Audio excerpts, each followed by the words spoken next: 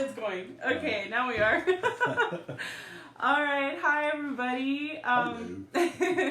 Thanks for watching. If you're watching this right now, then go ahead and let us know. Say hello so we can see who's out there.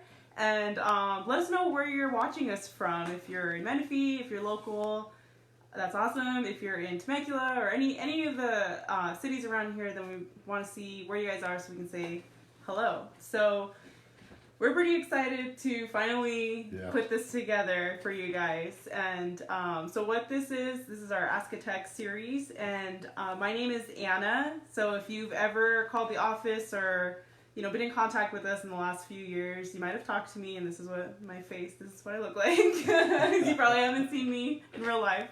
And I am Art's daughter. I'm the third one because there's a lot of us.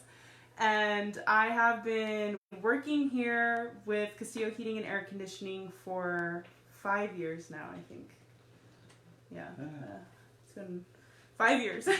And I've done mostly, so I've been in the office basically. So I've done from answering the phones, working with ordering equipment and parts and that kind of stuff, and kind of just all over the place, with the accounts and stuff like that. That's pretty much where my experience lies. And yeah, that's pretty much, I guess, a little bit about me. Well, I'm Art Castillo. I'm I guess you could say the founder of this Castillo Heating and Air Conditioning, this company we founded about 31 years ago. Again, I'm probably, I'm also what you would consider maybe the lead tech, because I'm in charge of all the techs here and all the installers and pretty much in charge of all operations here. And happy to be surrounded by my family that's helping me out and everything. And so, that makes it a lot easier for us to serve the community out there. And anyway, so we'll see how this goes. This is something that Anna's brainchild to do this. And hopefully some good stuff will come out of it. And we're here to help if you have any questions or anything. In terms of anything that has to do with the industry or heating and air conditioning, we're here to help you and answer any questions. So. Okay, I just want to have this open so I know. Yeah. Okay. Okay, so what I really wanted to kind of start off with you guys is to talk about why we're doing this and what's the point, because that's really the heart of this whole Ask a Tech series that we're starting to do with you guys. And a big thing about this is that your heating and air conditioning system is usually not something that you're even thinking about until you have to. Something happens. Yeah, something happens, and then a lot of times you have to make a decision about it pretty quickly because you're out of heat or you're out of cooling. And it can be very, it can be really stressful. It can leave you feeling pretty vulnerable because a lot of us are not really informed in heating and air conditioning to feel confident in making a decision about our system and what's going to be best. And I think a big part of that too is feeling maybe confident in a contractor or somebody that you're calling out there because of that. Like it's easy to feel vulnerable because you don't know, you might not feel informed or educated in it to know if somebody's telling you the truth. Yeah. That's like I know for me, starting, I didn't know anything about air conditioning. And I know there's actually this past summer, we had, our air conditioner was leaking from the ceiling water. Oh, yeah, and it poured onto the carpet, and it was like the middle of the night, and it was like, it was really stressful to think about, and my husband's a tech, so he was able to figure that out, but I was really thinking like, man, if he wasn't... Yeah, exactly. What do you do? Yeah, what would I do? Like, water pouring from the ceiling, and so that is kind of like the heart of this, is that we know that most of you guys out there are basically that. Like, your system is happening in the background. And so that it should stay that way. So when it has to come to the front of your mind or the front of your attention, we want to make sure that we're giving you guys some information so that by the time you're in that situation, when that comes, you can feel confident that you're informed and you're educated in making the right decision for what you need and your system. So that's kind of the heart of. Pretty much, yeah. So your mind at ease, so that way try to relieve as much stress as possible in a situation like that. Exactly, because it could be stressful enough to be to be without heat when it's 120 degrees or without cooling. Yeah. Well, right now, these cool nights that we're getting too. Yeah. So you'll be without heat in one of these cold nights. So, yeah, it's the last thing you want to stress about. So today, what we have for you guys is we want to talk about. I know this is backwards, so we're gonna try to figure that out. Yeah. We'll fix it. We'll figure it out for next time. But our topic that we wanted to talk about today is, is Freon illegal? That's kind of the thing. I know that's the way most people kind of ask the question: is Freon illegal? So.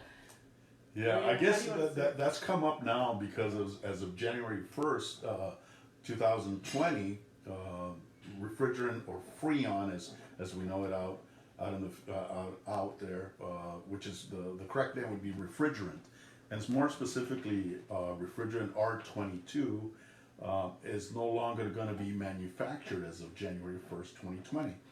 So I think a lot of people are getting misconceptions about what that means, and even to a certain extent, we that are in the industry, we're getting some mixed messages too, thinking that it was going to be like completely cut off, there was nothing going to be available, or whatever was going to be available was going to be illegal to use. Well, that's not really the case. What's going to happen is, as of January 1st, it would no longer be manufactured, and I think it's just in the United States, but I'm not positive. Anyway, if it's in the United States, it affects all of us here.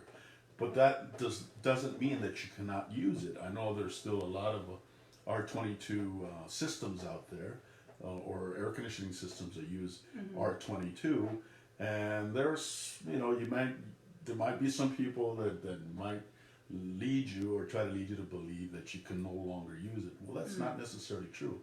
Actually, it's not true. Yeah. So some R22 is going to be available. No longer being manufactured, though. The only thing that's going to be left over is anything that's been recycled. So what that's going to do is obviously drive the price of that refrigerant up. So if you have an R22 system, which would mean any system that was installed before 2010 around there, then it's going to be a lot more expensive for repairs that are going to need refrigerant R22. Things like compressor repairs, any type of leak repairs or anything like that. The last time that we had anything that was indicating, or when we first started to find out about the R22, or people were more informed about it, the price of R22 just skyrocketed. I mean, 10 times, not even more than that, 15 times the price. So you can probably expect something similar to happen on January 1st. But by the same token, it doesn't mean that you cannot use it. There's going to be some people who tell you, no, you cannot use it, you're going to have to replace your system. Yeah. And that's not necessarily true, but again, it's going to be a lot more expensive to repair. Right. So I guess that's probably, I would think that would be like the next question is, if you do have a system that uses R22, and like it's not illegal, but they're not manufacturing it anymore, so should you replace it? Well, those are a lot of things. There's a lot of different things that you have to consider. The condition of the system is one of those things. What type of repair you need? For example, compressor repairs or replacement of a compressor are probably the most expensive repairs. Right now, it can go anywhere between $2,000 to $3,000 for a repair. So that's a major repair. Yeah. So that's when it's something like that, then that's when maybe you should think about other options, which would include maybe upgrading your system that uses a new refrigerant, so you can comply with the new rules, and that you won't have to worry about it anymore. Because putting anything $2,000 to $3,000 or more starting January 1st for a repair for a system that For example, a compressor change out, and then later you get a leak or something because the units are older. Yeah. And those kinds of things happen. Now, you're accumulating expensive repairs on a system that maybe you should consider replacing. That's true, because since kind of the previous phase or stage, I guess, of the phase out was stopping the manufacture and installation of systems that had R22 was 10 years ago already. Yeah, that's correct. So that means anybody who has a system right now that uses R22, that means it's at the least 10 years old. Yeah. So making a major repair in a system like that, it's something to consider. Yeah. Plus newer systems. If newer systems. If your system is over 10 years old or probably 19 years old, are a lot more efficient. So really, in the long run, you're going to be saving money, even though the initial investment may seem a little high. But in the long run, it's going to save you money because newer units are a lot more efficient and cost a lot less to operate. Yeah. But again, that doesn't mean that you have to. Right. Sometimes it is the best option. But it's not always the only option. Right. Right. And I think that's probably the biggest thing that people are like concerned about is like, oh my gosh, do I have to like get rid of it? What about if like, say they have, they're looking at possibly just something wrong with their outside unit, which most people call the air conditioning unit, right? It's the condensing unit on the outside. If they see that they just have to, like, there's something wrong with that and it's an R22 system, what are they looking at? What kind of situation do you think they would kind of be looking at with having to replace that? Like, yeah. Well, that's another situation that's a little bit difficult because if there's an issue with the outside unit, the outdoor unit, the condensing unit, as of 2006, I believe. Forgive me, my dates are a little it's okay. The efficiency rating of some equipment was upgraded as well. So anything, actually 2013, in the state of California, the efficiency rating of the air conditioning went up to 14 SEER. And the SEER stands for Seasonal Energy Efficiency Rating. And it's a rating that's given by the state of California as to what it costs you to run an air conditioning unit. And because the units the only units that can be sold in California have to meet that standard, now you cannot only replace the outdoor unit, you have to have the coil, the evaporator coil, usually on split systems. That's the part that goes on top of your furnace, or if it's up in your attic, a horizontal system, is the part that's in front of your furnace that's connected to your air conditioner on the outside. Well, it has to match the efficiency rating on the outside unit, and because of that, you would have to replace that as well. Now, if you were going to do that, then you might as well do that with the new R410A system, obviously. Yeah. And then now you're up to code with everything as far as that goes. Yeah, so it's not just as simple. No, it's not as simple. So taking out that outside unit. Yeah, don't be deceived by some people that may say all you have to do is replace the outside unit. That's not true at all. Because not only because of the efficiency ratings, but the unit outside will never work properly. I mean, even though if you start it up and you use it, you're going to get cool air out of there and everything. But it's not working the way it's supposed to be, and what you're actually doing is cutting the life of that unit because you're really damaging it. Because if the evaporator coil is not compatible with the existing unit, it'll eventually wear it down, kill the compressor type of thing, and you're really killing your unit. So you're defeating the purpose and wasting money, spending money on something that's going to cost you more to replace later. So that's not it's not as simple as just like the old days. All you gotta do is replace one part and that's it. Things have become a little bit more involved. I was gonna say complicated, but it's not complicated. A little bit more involved, but really in the long run, it's beneficial to the consumer. It really is, because they're better units, they're more efficient, which means it could cost you less to operate. they actually last longer too if they're installed properly. Right. That's So always. that's the thing. That's the one thing I think that's extremely important is making sure do your due diligence to find a good reputable company that's going to do the installation properly for you, and it's going to give you all the information that you really need. Yeah. So you can make the right decision. Right. I think that's the most important thing. Yeah. Yeah, and then especially like we're talking about this stuff with refrigerant. You know, like some people, I know it's like a common thing where people think they have to gas up their unit, and it sounds almost like gassing up your car. You know, like, oh, you add fuel to your car so that it can run, and when it runs slow, that means you just gas it up and then you keep going. But then with like an air conditioning system, it doesn't work that way. It's not. You know, we get a lot of calls like that where people say, yeah, my air conditioner's not cooling. It probably just needs a little Freon. Freon, yeah. You can just pump it up for us. And then well, that's not the way it is, because units do not use up Freon or refrigerant. They do not use it up. Mm-hmm. Once the unit is completely full of refrigerant or Freon, it should never lose it. If you are losing it, then it's probably a leak. Mm-hmm. So you have to find a leak, take care of that, so you don't have that kind of an issue anymore. So don't believe or think that every so often you have to fill your system up with refrigerant, because that's not true. Right. Once it's full, sorry. that's it. Yeah, you're right. Yeah, and it's. I tend to repeat myself.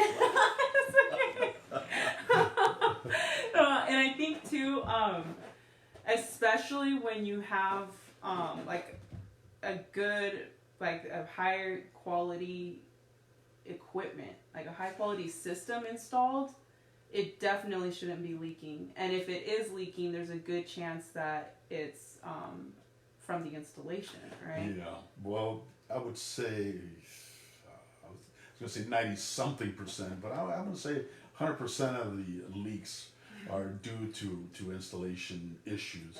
I'm not going to say bad installations, because sometimes it just happens. You didn't.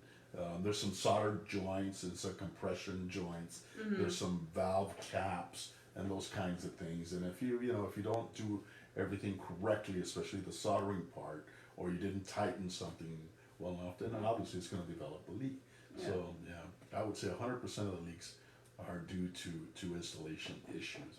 Because units come from the factory with all the refrigerant, well, not all the refrigerant they need, but most of the refrigerant they need. So if the issue was in the system itself, it would come with no refrigerant, because it would have leaked out before it got here. Mm. But since they don't come that way in the factory, when they ship them, they make sure that there's no leakage.